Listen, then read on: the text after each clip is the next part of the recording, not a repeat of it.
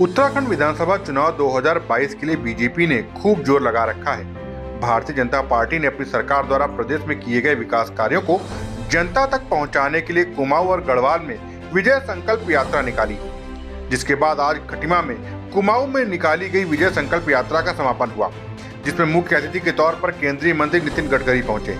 इसके अलावा केंद्रीय रक्षा राज्य मंत्री अजय भट्ट और मुख्यमंत्री पुष्कर सिंह धामी सहित अनेक बड़े बीजेपी नेता विजय संकल्प यात्रा के समापन पर पहले ही खटीमा पहुंचे थे। जिसके बाद रथ पर सवार होकर केंद्रीय मंत्री नितिन गडकरी के साथ सबसे पहले शहीद स्मारक पहुंचे, जहां सभी ने उत्तराखंड राज्य के लिए शहादत देने वाले वीरों को नमन कर उनका आशीर्वाद किया। इसके बाद खटीमा में आयोजित ब्याज मुक्त ऋण वितरण कार्यक्रम में प्रतिभाग किया। इसके बाद जनसभा को संबोधित करते हुए केंद्रीय परिवहन मंत्री नितिन गडकरी ने सीएम धामी की प्रशंसा करते हुए उत्तर प्रदेश उत्तराखंड की कई सड़क परियोजनाओं की घोषणा की। भाजपा की विजय संकल्प यात्रा में पहुंचे केंद्रीय सड़क परिवहन एवं राजमार्ग मंत्री नितिन गडकरी ने कई सड़कों की घोषणाएं की। उत्तराखंड के बारे में ये पूरे देश में कहा जाता है कि ये देवों की भूमि है, और इसलिए उत्तराखंड की जनता भी पूरे रूप से पूरे देश को, देश की जनता उत्तराखंड को और उत्तराखंड की जनता को देव के रूप में मानती है। बद्रीनाथ, केदारनाथ, गंगोत्री, यमुनोत्री ये हमारे आस्था के, हमारे श्रद्धा के प्रतीक है, और केवल हिंदुस्तान से ही नहीं तो पूरे दुनिया से लोग इस देवभूमि में आते हैं। हमारी पवित्र गंगा, इसका उगम स्थल उत्तराखंड में है, और मेरा यह सौभाग्य रहा है कि गंगा को अविरल और निर्मल करने की जिम्मेदारी मेरे ऊपर प्रधानमंत्री जी ने दी थी, और उस समय 25,000 करोड़ रुपए के अविरल निर्मल गंगा के लिए कार्यक्रम घोषित किया गया था। उसमें से 80% कार्यक्रम मेरे कार्यकाल में पूरे हुए और गंगा शुद्ध करने का भी काम मुझे मिला। उन्होंने कहा कि हल्द्वानी काठगोदाम लालकुआं के बीच 2400 करोड़ की लागत से बाईपास बनेगा। 1 साल के भीतर लोग कैलाश मानसरोवर सड़क मार्ग से जाएंगे। 2 साल के अंदर दिल्ली से देहरादून 2 घंटे में पहुंचा जा सकेगा।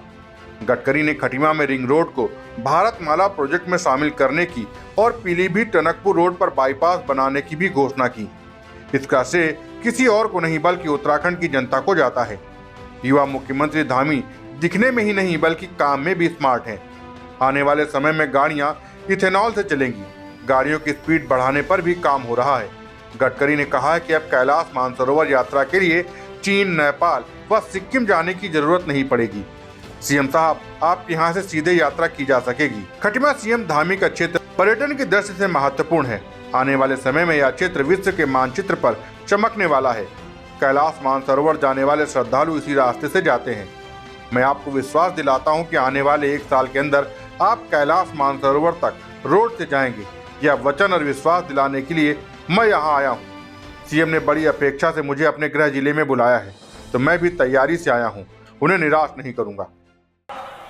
कि 2014 से 2021 तक हमने 2100 किलोमीटर की नई सड़क बनाई है और उसका मजबूतीकरण का काम किया है। 2022 में 128 किलोमीटर सड़क उन्नयन का काम अवार्ड हो जाएगा, और करीब 1353 किलोमीटर सड़क मजबूतीकरण उन्नयन का डीपीआर बन रहा है। और मैं विश्वास से आपको बताना चाहता हूं कि 2024 तक हम करीब और 2500 किलोमीटर का काम पूरा करके उत्तराखंड में 2 लाख करोड़ रुपए के रोड के काम हम पूरे करके देंगे। ये मैं विश्वास के साथ आपको बताना चाहता हूं।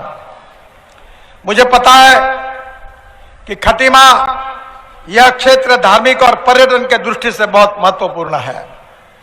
आने वाले समय में यह क्षेत्र विश्व के मानचित्र पर आने वाला है। कैलाश मानसरोवर जाने वाले श्रद्धालु इसी रास्ते से जाते हैं, और मैं आपको विश्वास देता हूं आज से 1 साल के अंदर कैलाश मानस सरोवर तक आप यहां से रोड से जा सकोगे, वो रोड मैं आपको बना के दूंगा, ये वचन देने के लिए मैं यहां आया हूं। और टूरिज्म ऐसा सेक्टर है कि जिसमें 49% कैपिटल इन्वेस्टमेंट रोजगार निर्माण करने के लिए खर्चा होती है। ये रोड से उत्तराखंड समृद्ध बनेगा, संपन्न बनेगा। और सबसे बड़ी बात कही होगी तो गांधी जी के नेतृत्व में उत्तराखंड के नौजवानों के हाथों को काम मिलेगा। Special report, Dastak times.